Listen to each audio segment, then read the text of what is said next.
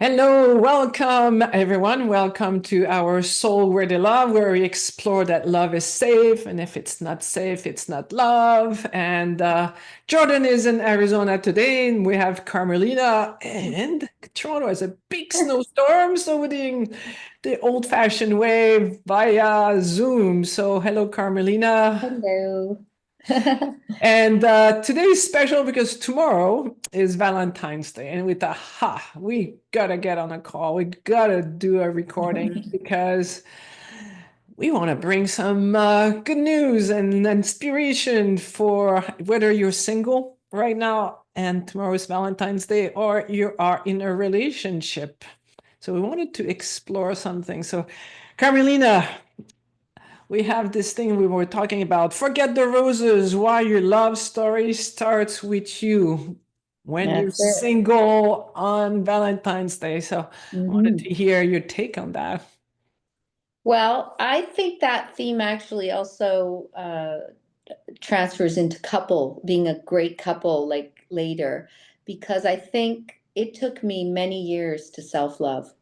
It wasn't until my long marriage, 30 years at the end, when it finally ended after 26, the first thing I started to do was to focus on me. I never had that, you know.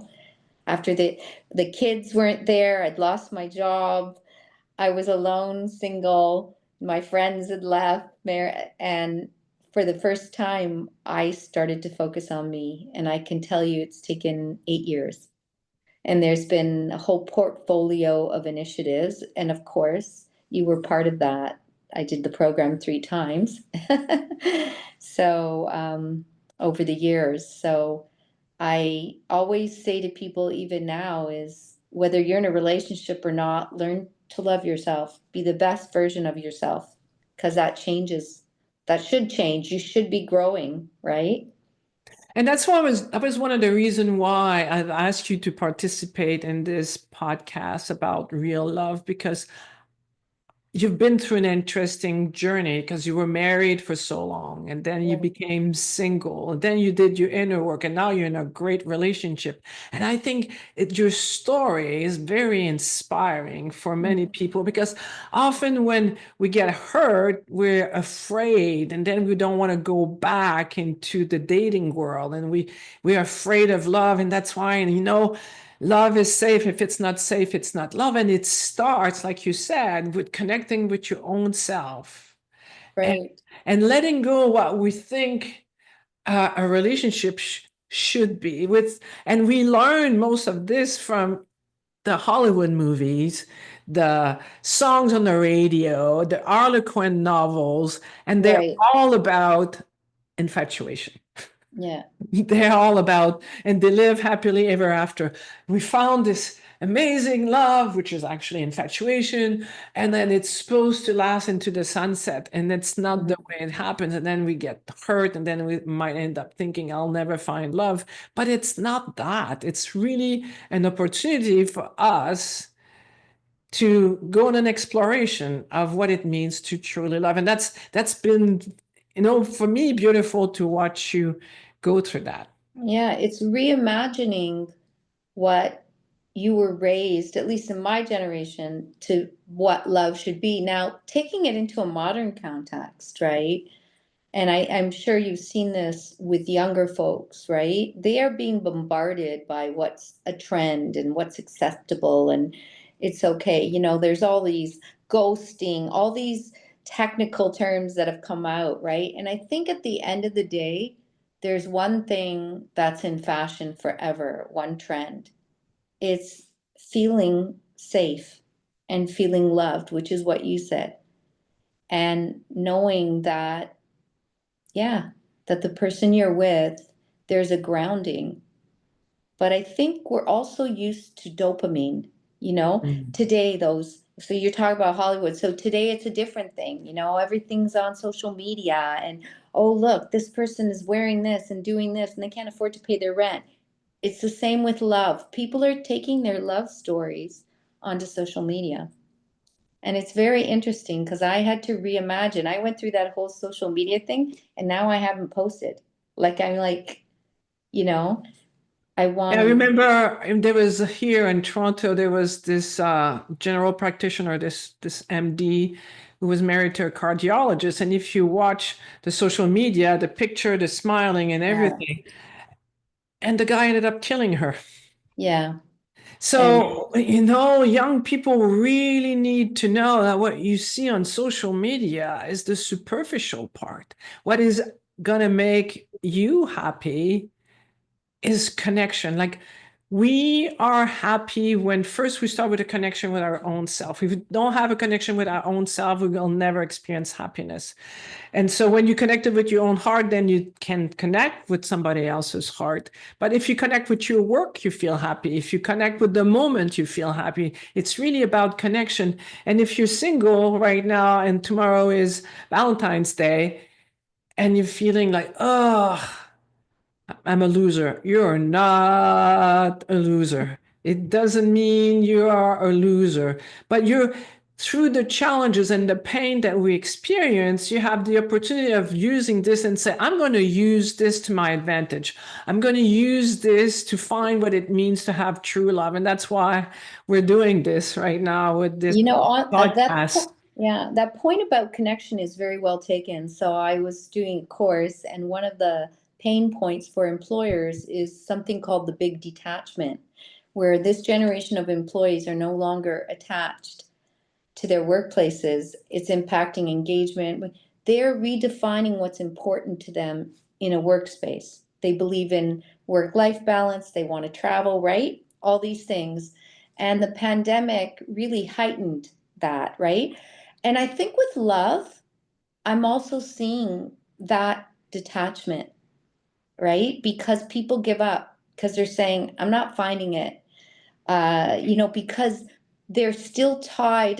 Some of my friends, late 30s, I have multi-generational, like 45, whatever. They're like, oh, well, dating isn't the same in some ways because men also can't afford like the gender roles of going for dinner and spending today it's $500 for a dinner, right? So you have got to find different people don't have that income right now to do that.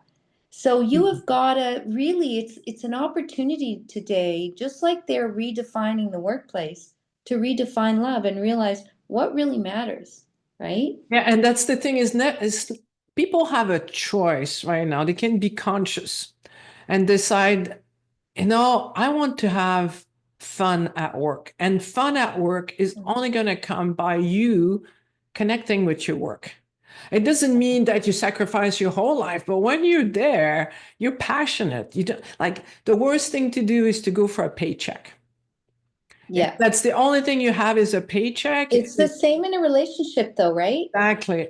It's what you bring in. And that's why we're saying work on yourself and then you bring the best there. And we should never stop growing. I heard in your webinar about that, the list. One of them is you have to be prepared to work at it, right? And you're meeting people today who've been married multiple times, okay? Um, and I always say, I remember my partner said to me, the benefit you and I have, he said, is you can take what you've learned, I can take what I've learned, we can keep learning and bring it here, right?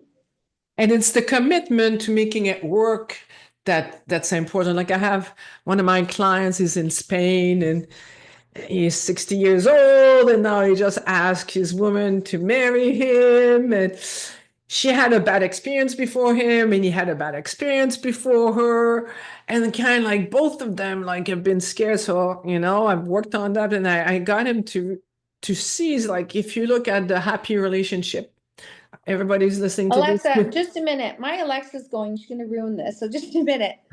Alexa, stop. She's getting jealous. Okay, hopefully we can edit this out. That's okay. Yeah. So I'll start the story again so they can change it. So my client is in Spain, and like he's 60 years old, and he had a bad relationship before, and then she had a bad relationship. He asked her to marry him, and they said yes, but they have been unable to set a date because of Mm. all this fear. And then I told him, take the happy relationship checklist. And all of you listening, if you have not downloaded the happy relationship checklist, just go happyrelationshipchecklist.com. If you're single in a relationship, you can benefit from it. And I said, like, go with this checklist and show her how, because you meet the requirements, the only thing that needs to happen is commitment. And you are committed to making this relationship a great relationship. Just like what you're saying is that you bring what happened in the past, he brings what happened in his past, and then from that, you can consciously choose to create something amazing. Because love is really amazing. And when you're committed to a relationship, like if you're in a relationship right now and you feel like, ugh, it's not the same it used to be, the sparks has gone, it's like, it doesn't happen just like that. You need to do your work to make it happen. You need to invest yourself in finding ways. And one of the best ways, apparently, to bring back the spark is to do new things together, to discover things that you've neither one of you has done in the past, and go explore something together, because now you're bringing new life, new experiences, new intentions in the relationship that can bring back the spark. Because nowhere on planet Earth, unless you put some energy into it, is it going to keep growing. And they live happily ever after. That only happens in the fairy tale books. It's only going to happen in your relationship if you are invested in making it happen. And it's no different. It's like there's this whole thing about branding. I was telling you I was doing this career advancement course, and I mean I have decades of work experience, multiple sectors. Why would I want to take a course like that? And I'll tell you why. I want to pulse on what's happening. I want to look at what's my personal brand. How am I articulating it? What work are you doing? And it's the same with a couple or a single person. You as an individual, we should be lifelong learning in our relationships, in who we are, right? And that does take work. It does, because life is mundane. It's heavy, right? Please. Life is can be mundane. You go to work, you come back, you cook, right? But It can that's be why mundane if you're not conscious, if you're not exactly. connecting. That's why you really need Exactly. to know, who am I? Why am I here? Where am I going? Yeah. And branding is good if the brand actually matches your essence. And it's too easy nowadays to learn about a brand and become that brand, which is not you, because you think that brand is going to be cool and it's going to get you someone. But by Mhm. doing this, you're actually avoiding having true love. So Being that's why authentic. You're saying be authentic. During my time where I was separated, and I spent a lot of time observing the world, learning what it was about. And I remember some of the conversations I would have with men, young men, all ages, is one of the things they would say to me is, see that sugar baby walking down the stairs there with the outfits and everything. He goes, when winter comes, she's going to have something to say. And I'm using women. It could be the same for a man. And I was thinking, why are you sitting here having a conversation with me? Because they want authentic. People want authentic. Women want authentic too, right? Like you if can't. you know what happiness is in a relationship, you want authentic. And If the you other thing is this, though, Lise, if you've never been in a relationship, okay? So there's this thing about happiness, right? And the reality is, you've got to find that joy daily. Like you said, if you wake up at 5 in the morning, I know someone wakes up at 5 in the morning. For me, my biggest joy first thing in the morning is going to the espresso machine. I know that sounds crazy, but I make it a ritual. Do you know what I mean? It's a ritual, like my dinners. When I was single, I'd have candlelight dinners by myself. But that's my thing. For someone else, it could be something else, right? And that's why, like I say, we cannot wait for someone on the outside to complete us, to take away our boo-boo, to make us happy. Because nobody is responsible for happiness. Like Right. if you have a best friend, would you expect your best friend to drop what they're doing to make you happy? Yeah. Hopefully not. If you're a good friend, you would never expect that. But for some weird reason, when it comes to romantic life, we expect our partner to come and take over and make us happy. And that never works. The baby part of us wants that. Why? Because when we were babies and we were sad or hungry, put our hands up, and mommy or daddy would come and pick us up and shush us and make us feel better. So subconsciously, we have connected being in a relationship to having somebody picking us up and making us feel good. So that's the baby part of us that makes us do that. But Mhm. once you're conscious, once you're an adult, you realize that it's nobody's job to make you happy. It is your job. So whether you're single right now or in a relationship and tomorrow is Valentine's Day, some people detest Valentine's Day. It's a Hallmark holiday, and I tend to agree with that. I don't hate it, but for me it doesn't really do anything because I'm truly happy with my husband every day. Like I don't need to have a special day. And for some people, it can be a good reminder because it's easy sometimes to get busy with life and forget. And you go, okay, I'm going Mhm. to make an effort. So, one way Mhm. or another, being single, especially single on Valentine's Day, does not mean you are a loser.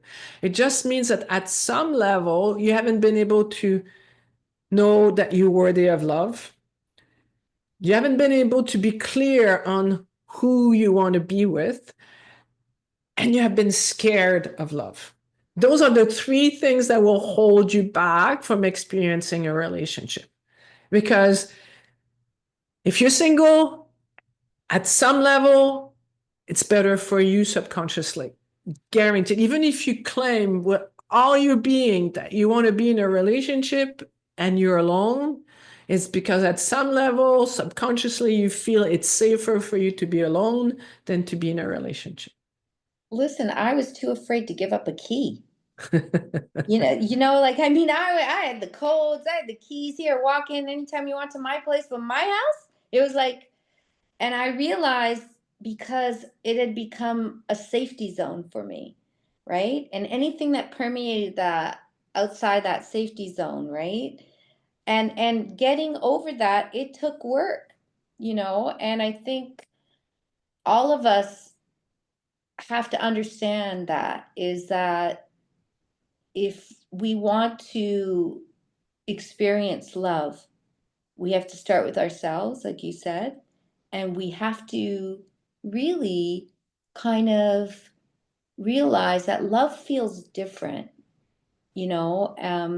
And it's like you once said to me, it's like it's not. I used to say to people, like in mature relationships, it's not like someone hits you on the head with a frying pan and you saw the stars anymore. It's not like that. Like, it wasn't like that for me, the person I ended up with, you know. It was so different at first. And it was a calmer. And then, you do go through that phase where you say, don't cancel each other out, which is really important, right? But we worked at it. Like we worked at it and we kept working at it. And, we're entering year 3. And That's why deep down, like what you said is like, it's about finding a best friend with chemistry. yeah. Like when you find a new best friend, let's say it's not romantic, you don't go, whoa, like the sky parts and all that. It just feels nice to have a new best friend. And that's Hmm. what a healthy relationship is all about. It's you find a best friend with chemistry. And that's why, for me, actually being in a romantic relationship is a spiritual evolutionary tool. A romantic relationship is a spiritual evolutionary tool. Why? Because the only way you're going to be able to experience that full connection is through first learning about loving yourself, what it means to love and others, and learning about love in general. And if spirit is love, for me, the highest form of spirituality is unconditional love. When you go on this path of understanding true love, unconditional love, agape love, that's when you can actually grow and change your world and change the world around you. So what are your parting words for single and people in couples for tomorrow? Well, my parting words, I think you should do the parting words. I enjoy the day, love yourselves, and honestly, just find joy in being together or being alone with friends or whatever. Yeah, that's good for me. So we'd love to hear your comments and your feedbacks about this episode. And we always appreciate if you like our episode and you refer it to other people because it helps with the algorithms of YouTube. Thanks, everyone, and see you next week. Bye. Oh, Okay.